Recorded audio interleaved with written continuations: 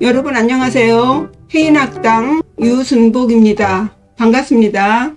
고사성어 11장 시작하겠습니다.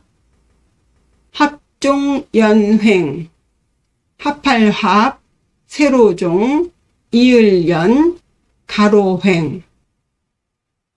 합종, 세로로 연합하고 연횡, 가로로 연합하다.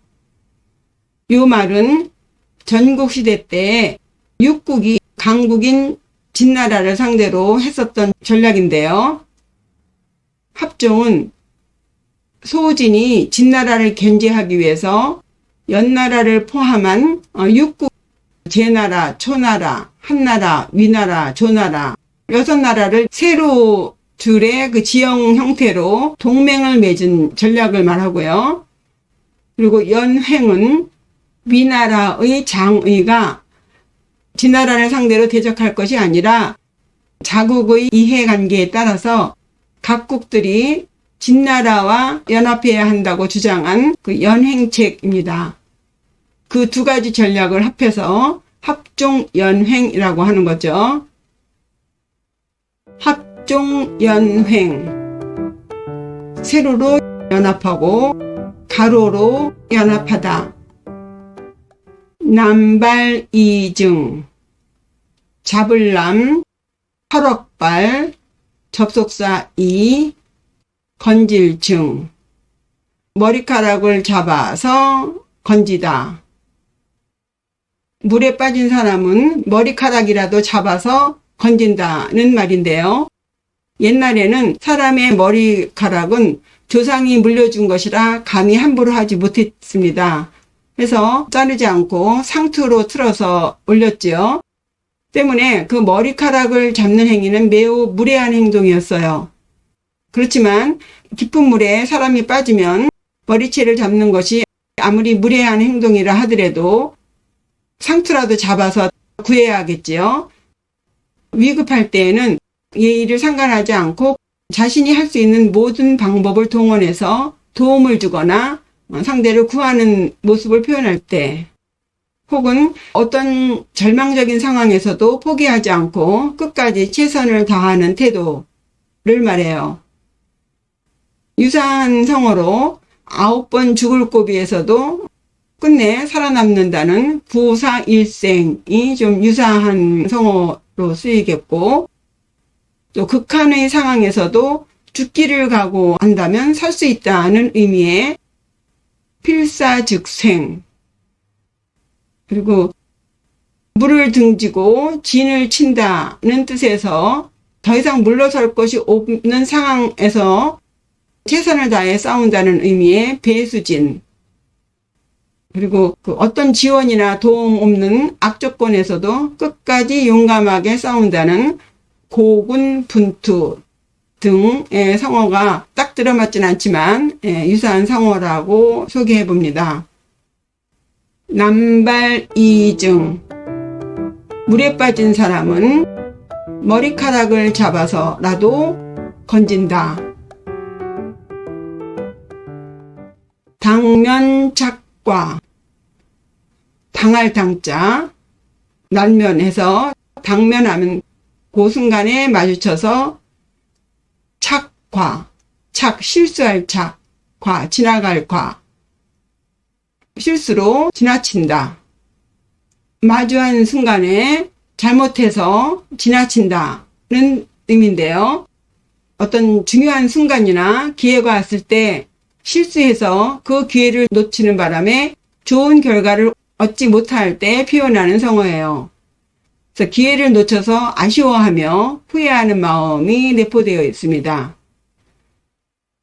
유사성어로 기회는 하늘이 만든다고 하죠. 기회가 쉽게 오지 않는다는 의미의 기회조천이라는 말이 있는데, 그렇게 어렵게 얻은 기회를 한순간의 실수로 놓쳐버릴 때 당면착과라고 합니다. 이러면 당연하게 후회 막급하겠죠. 그런 의미가 당면착과에 들어있습니다. 당면착과, 당면한 상태에서 실수로 놓쳐버리다. 만수무강, 일만만, 목숨수, 옵술무, 끝강. 만년을 살아도 수명이 끝이 없기를 바란다.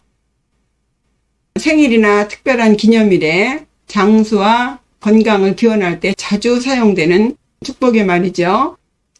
유사성어로 천수백복이라고 해서 천년의 수명과 100가지 복을 가지시라는 뜻으로 오래오래 살고 많은 복을 누리셔라는 의미와 같습니다. 또 오래오래 살면서 건강하고 편안하게 지내기를 바란다는 의미의 수여강령이 있고요. 또 백수강령, 100년 동안 건강하고 편하게 지내시라는 성어도 있습니다. 만수무강, 만년을 살아도 수명이 끝이 없기를 바랍니다. 사시이비, 같을사, 오를시, 접속사이, 아닐비. 옳은 것 같지만 그러나 아니다. 겉모습은 진실한 것처럼 보이는데 속은 거짓이다. 그죠? 공자가 보기에는 옳아 보이지만 그렇지 않으니 역시 명확하게 분별해야 한다 라고 말한 구절이 있어요. 그럴듯해 보이는 겉모습은 사람들로 하여금 판단력을 흐리게 하죠. 신중하게 판단을 해야 한다는 교훈을 주고 있습니다. 사시이비는 흔히 요 시자를 빼고요. 사이비라고 해요. 비슷하지만 그러나 아니다.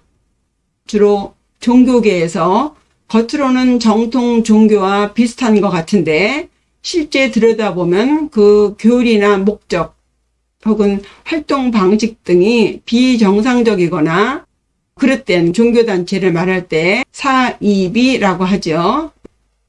우리 대한민국 국민들은 순수하고 순진해서 좀 쉽게 믿는 경향이 있는 것 같아요.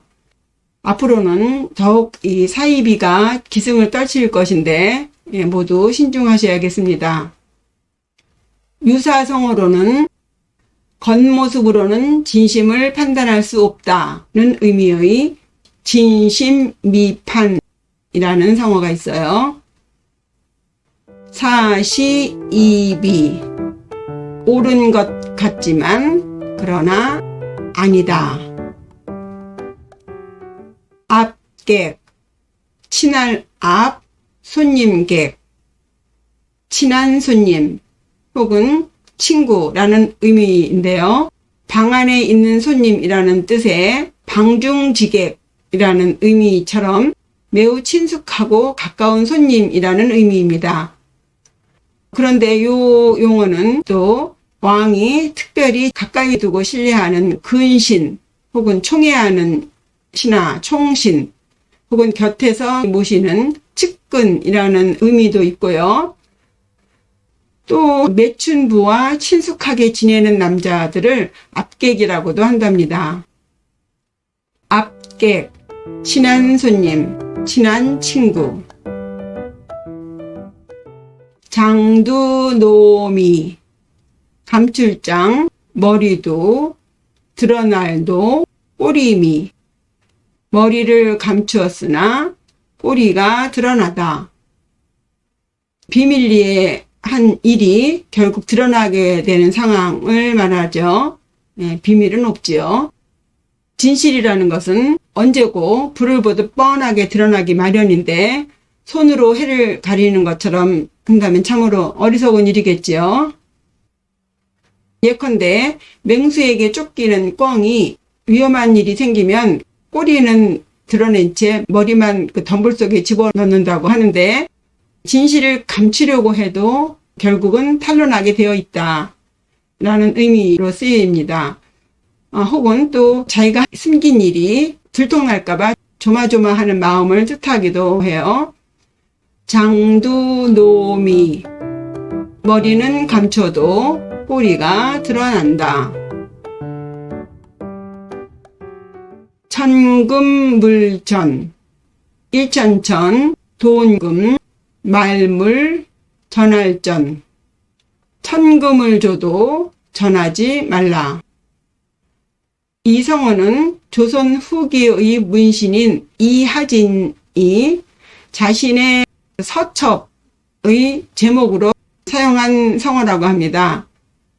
아무리 많은 돈을 줘도 절대로 이 서책은 주지 말라고 하는 말이죠. 그러니까 굉장히 중요하게 여기는 물건에 쓰는 말입니다.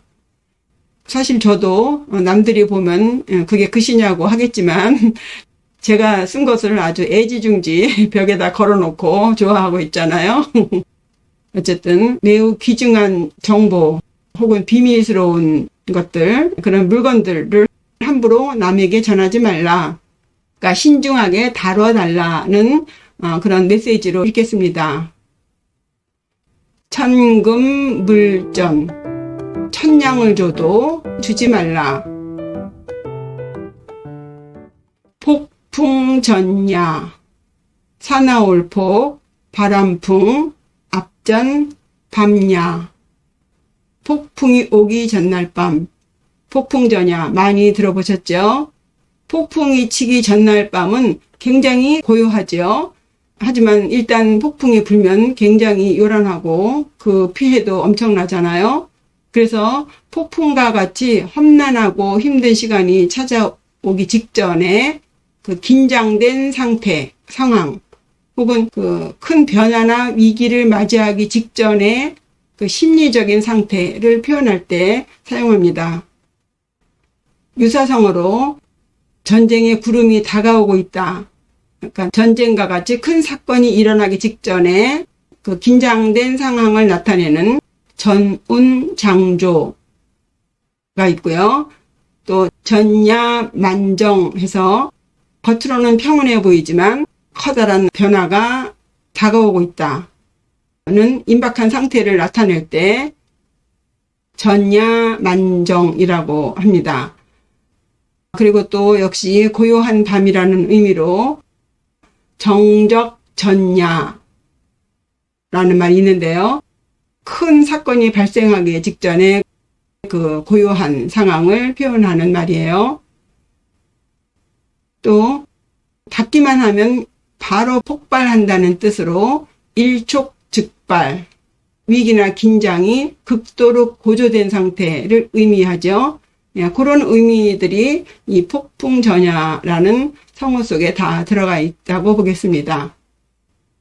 폭풍전야. 폭풍이 불기 전날 밤. 당리당약.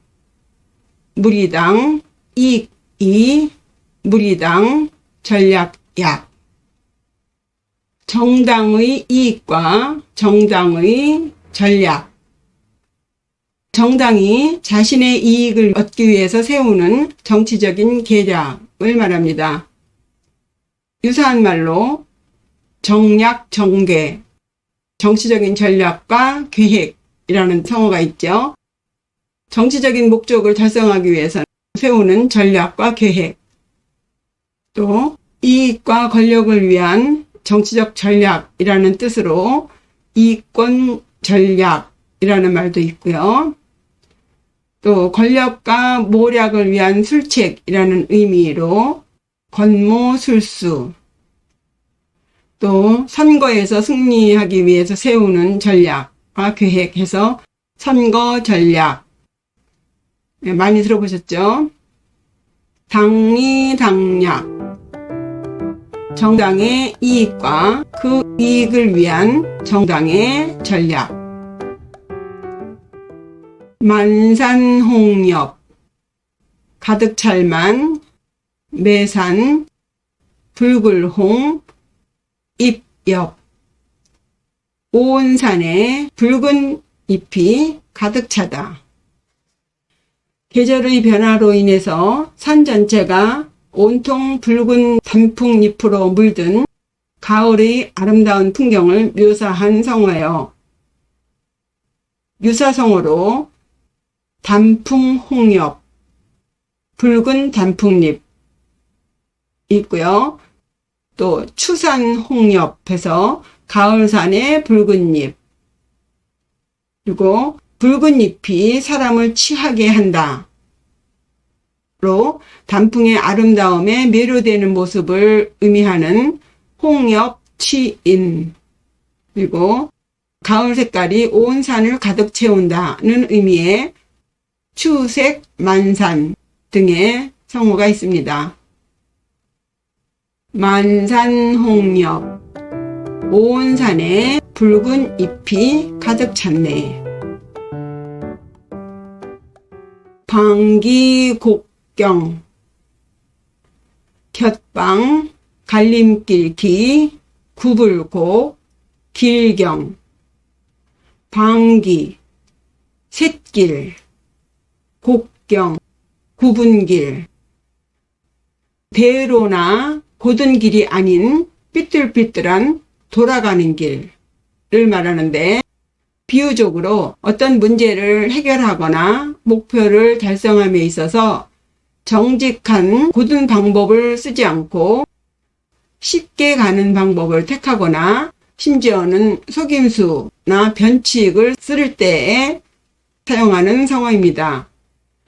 조선 중기의 유학자인 율곡이인은 사람의 성품을 비유하기를 소인배들이 갖가지 방기곡경의 행태를 자행하여 군자를 모함한다고 언급하면서 군자와 소인을 가려내는 방법으로 요 방기곡경을 사용한 데서 유래합니다.